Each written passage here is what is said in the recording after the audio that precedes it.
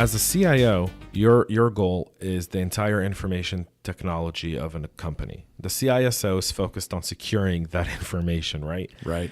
And a lot of times there is that pressure in public and private to launch an app. We saw that with, the Affordable Health Care Act, right? That was kind of launched real fast because they gave a commitment date. No one really spoke, one, about security, two, capacity, three, performance. Sure. Right.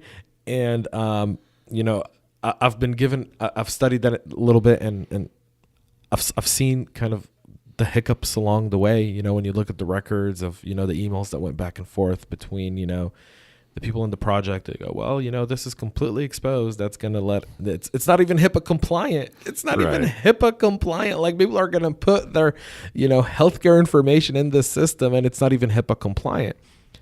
But as a CIO, the CIO had to deal with a deadline that no one cared about whether you were HIPAA compliant or not. They go, hey, someone promised this on this date. We have to deliver. We'll fix it later. Mm-hmm. How do you deal with that challenge as a CIO? Because you're kind of torn, because you understand most CIOs understand the CISO's position. Right. But then you've also got a boss who's the CEO, CFO, board that you have to answer to, and they don't really care. They go, well, you should have done it better. Right. The magic answer to that, and I'm also going to unpack and say you gave a perfect example of how public sector isn't held accountable to the money they spend, right? It's, we made a promise, therefore the perception has to be lived up to, like the image. It's either image or compliance.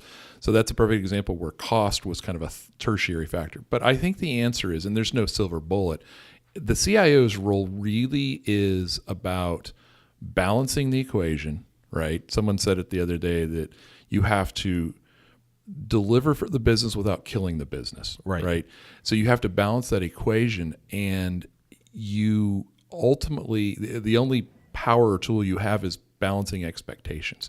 When people's expectations are in line, I think things work out better. It's when we assume that technology will solve all problems, or that a security solution will take care of everything.